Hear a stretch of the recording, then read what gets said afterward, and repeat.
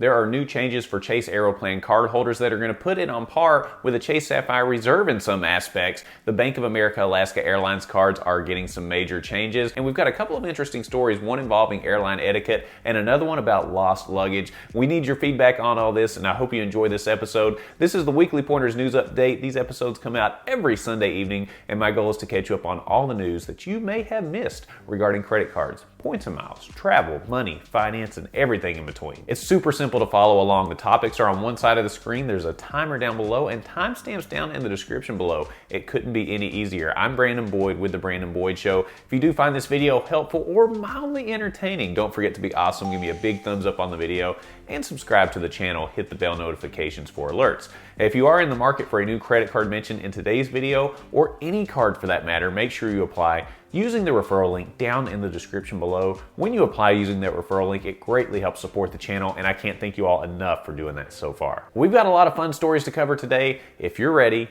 I'm ready.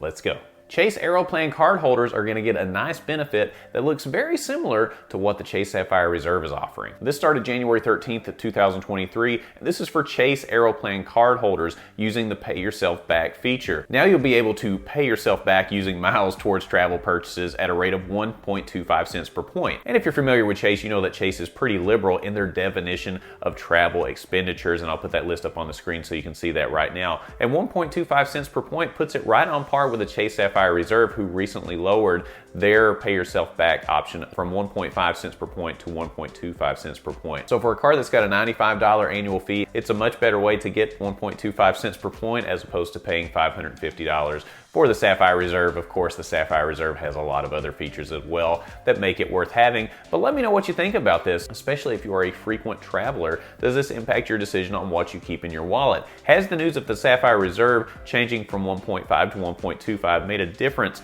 in your thoughts on the card and keeping it? And does this change with Aeroplan make it more worthy of a place in your wallet? Let me know down in the comments. There are changes coming to the Bank of America Alaska Airlines cards for both personal and business card users. First, let's start with a personal Bank of America Alaska Airline card. The annual fee is going to increase from $75 to $95, and that is going to happen on the business card as well, just as a note. As far as positive changes, you'll now get 10% rewards bonus on all miles earned from card purchases if you have an eligible Bank of America account, and then you can now earn 2 times miles for every dollar spent on eligible gas, cable streaming services, and local transit, including rideshare services. Now, as far as some of the negatives when it comes to the business card, that annual fee, like I said, is going to go up again. The first check bag is going to be free, but it's only going to be when you use the Bank of America Alaska Airlines cards to actually purchase the tickets. Now, on the positive side, you will get priority boarding when you pay with your card, and a $100 discount off an annual Alaska Lounge Plus membership when you pay with your card. And with the business card, you will get the 2 times miles just like you do on the personal, but the categories are a little bit different.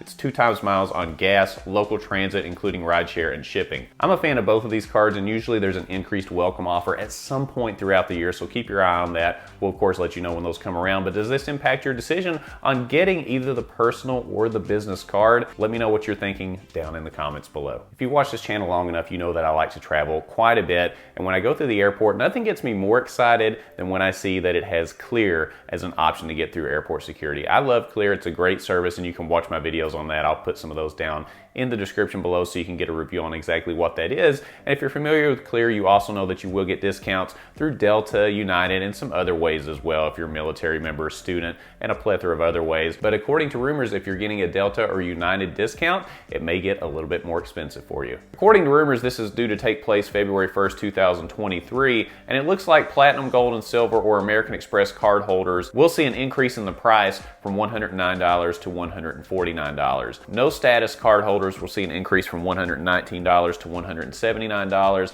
and top tier status will remain free. So it does stink that this is going to go up in cost for those particular discounts if you're taking advantage of the United or the Delta discounts. But keep in mind, you can get discounts if you're military, if you're a government employee, if you're a student, and there's also cards that offer an annual membership to Clear as well. So it's not the end of the world that this is happening, but if you're taking advantage of the United or the Delta discounts right now, it could certainly feel that way. Let me know if you're taking advantage of these discounts right now. Is that going to impact your decision to keep Clear as a service? Is it going to be a good value for you? Let me know down in the comments below. Got a couple of interesting stories here. The first one involving luggage. Now, there's a woman that was from Oregon that flew to Chicago for a business meeting, and when she flew back, her luggage did not show up with her. In fact, it's been missing for 4 years. And she tried for months to try to track this down, and the airline simply said they could not find it. This was United Airlines. It was a business trip. She had purchased some things for her daughter, and the stuff just never showed up. Well, she finally got a call 4 years later, and they stated that her luggage had been found. In fact, it had been found in